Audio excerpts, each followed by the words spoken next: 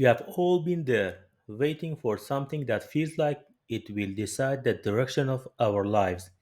Maybe you are waiting to hear back after a job interview.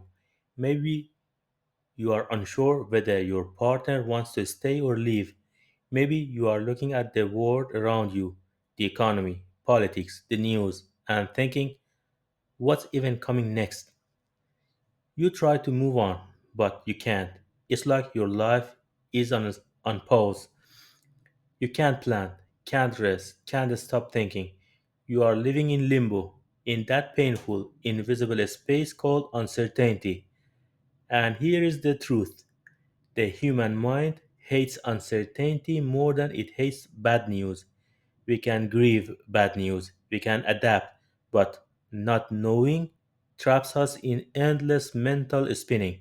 This is what makes uncertainty one of the most exhausting emotional states a person can experience. Let's talk about why it hurts so much and how you can survive it without falling apart.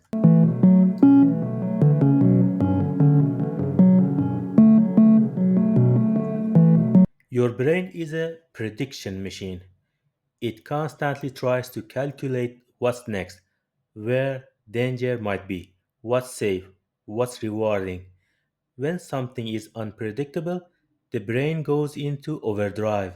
This is why you can lie awake at night replaying every text, every sentence, every possibility. It's your mind's desperate attempt to regain control, to find a pattern where there isn't one. There is no pattern. But uncertainty isn't just psychological, it's physiological. Your body releases stress hormones like cortisol and adrenaline, preparing for danger that never quite comes. That's why you feel tired, anxious, restless, and numb all at once. And when uncertainty stretches over weeks or months, whether about a job, a relationship, or even global crisis, it becomes chronic stress. Your body, your body and mind never get to rest because they are waiting for closure that keeps not coming.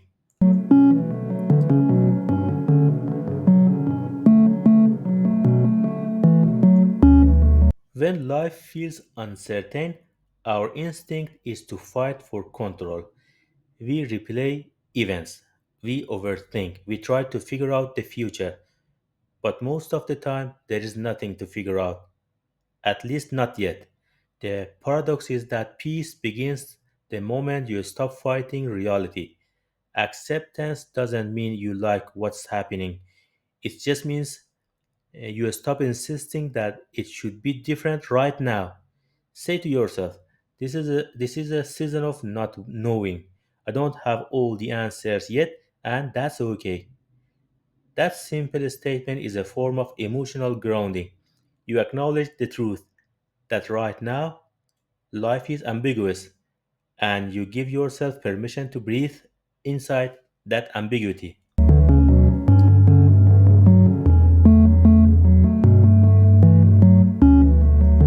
One of the cruelest tricks of uncertainty is that it makes you question your own worth. If a person doesn't call back, you think you are not enough. If your career stalls, you think you have failed. If your country or environment feels unstable, you feel personally powerless. But uncertainty is not a reflection of your value, it's simply a reflection of how complex the world is. The most freeing mental shift you can make is this: I am not my circumstances. You are not the delay, not the silence, not the waiting. You are the person living through those things. And that distinction can be the difference between breaking down and holding steady.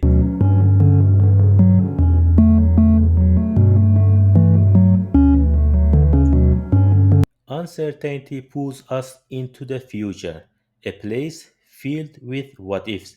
The problem is the future doesn't exist yet. It's just a mental movie. Your only real power is in the present. That's why mindfulness, even in the simplest form, is so powerful. You don't need to meditate for an hour. Just pause and notice. What does the air feel like right now? What sound can you hear in the distance? What's one small thing around you that's okay, even beautiful? Every time you bring your awareness back to the now, you remind your nervous system that this moment is safe enough. That safety, multiplied over time, is what steadies the mind.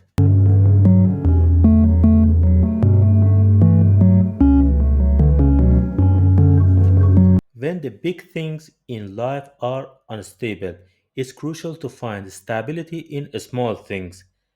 Build little routines, morning rituals, walks, journaling, cooking, workouts, calling a friend. They don't have to be impressive tasks. Even keeping a consistent bedtime is an act of self protection.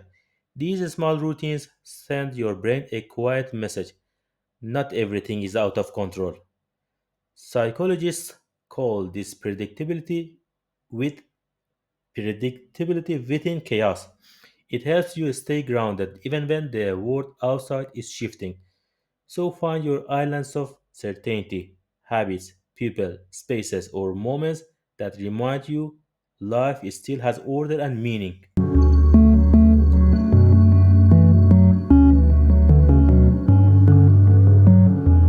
Our minds love to analyze uncertainty. We think if we just think hard enough, we'll find clarity. But analysis can turn into obsession. Here's a simple test. Ask yourself, is this thought leading me to action or just keeping me stuck? If there is no clear action to take, it's mental noise. When your brain starts looping, don't try to argue with it. Redirect it. Do something physical. Write, walk, cook, draw. The mind calms when the body moves.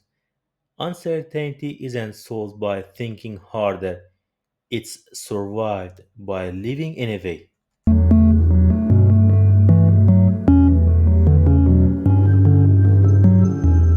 Uncertainty is an emotional roller coaster.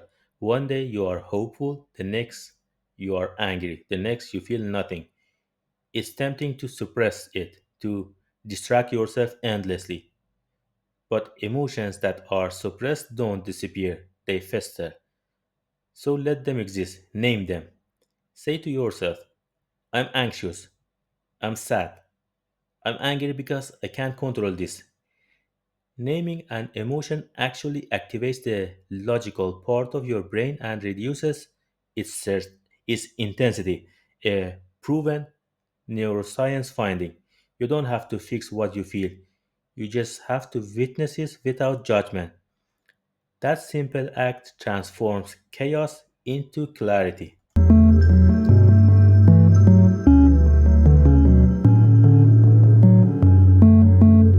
When life feels uncertain, isolation can seem like the easiest option.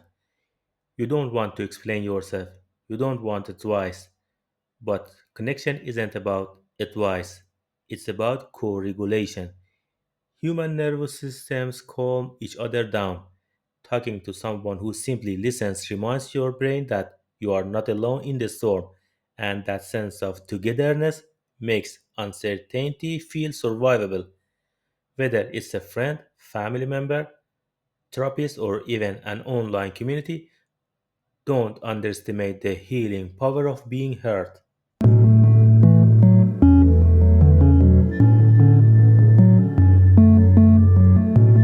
We often think of hope as believing things will turn out well, but real hope is deeper.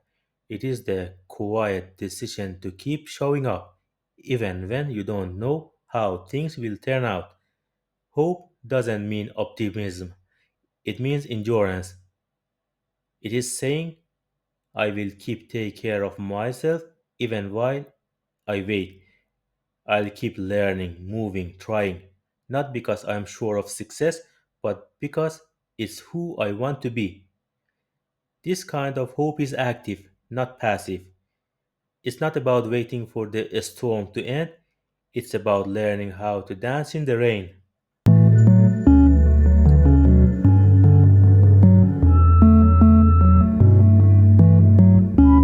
Uncertainty becomes unbearable when it feels meaningless, but meaning can be created, not found. Ask yourself, what is this season teaching me? Am I learning patience, resilience, letting go? What kind of person do I want to become through this? Every difficult waiting period holds lessons you can only learn in the pause. Growth doesn't always look like progress. Sometimes it looks like stillness. You might not see it now, but the version of you emerging from this uncertainty will be stronger, quieter, wiser.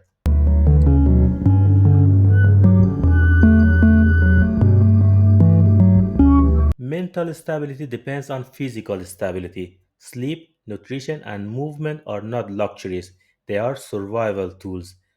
When you move your body, you release tension your mind can't process. When you sleep well, your brain clears emotional clutter. When you eat properly, your nervous system stabilizes. In long stretches of uncertainty, self care is not self indulgence, it's self defense.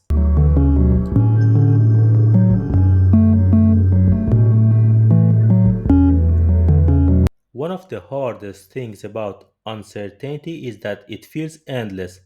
The brain can't handle open ended waiting.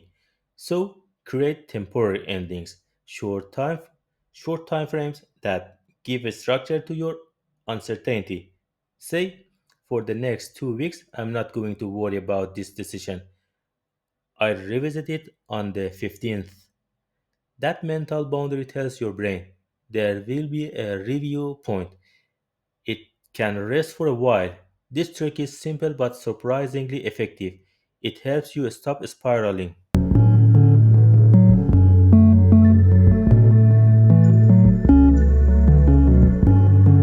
Sometimes uncertainty isn't personal, it's global. The world itself feels unstable. Wars, climate change, political unrest, economic shifts. The future feels blurred for entire generations. Collective uncertainty is uniquely draining because you can't separate yourself from it. It's in the air you breathe, in every headline, every conversation. If you have been feeling tired, hopeless, or emotionally flat, you are not broken. You are human. Your nervous system is reaching to prolonged unpredictability. In these times, even small acts of meaning, helping someone, creating something, teaching, volunteering, that repels a sense of agency. You can't fix the world, but you can still shape your corner of it.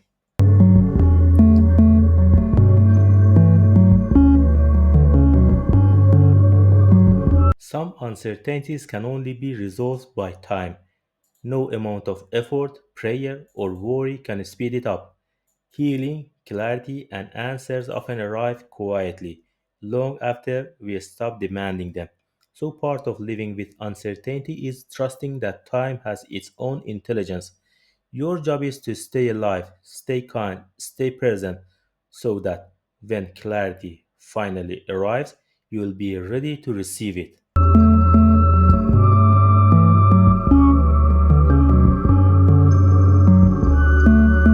Uncertainty isn't the enemy, it's the space where life actually happens. It's the blank page before the next chapter. We spend so much of life trying to secure answers, but growth, creativity, and love all require a little not knowing. You can't control what happens next, but you can control how you live while you wait. You can breathe, you can take care of your body, you can keep showing up, and one day you look back and realize this wasn't wasted time. This was the season that quietly built your resilience, the kind of strength that no certainty could ever give you.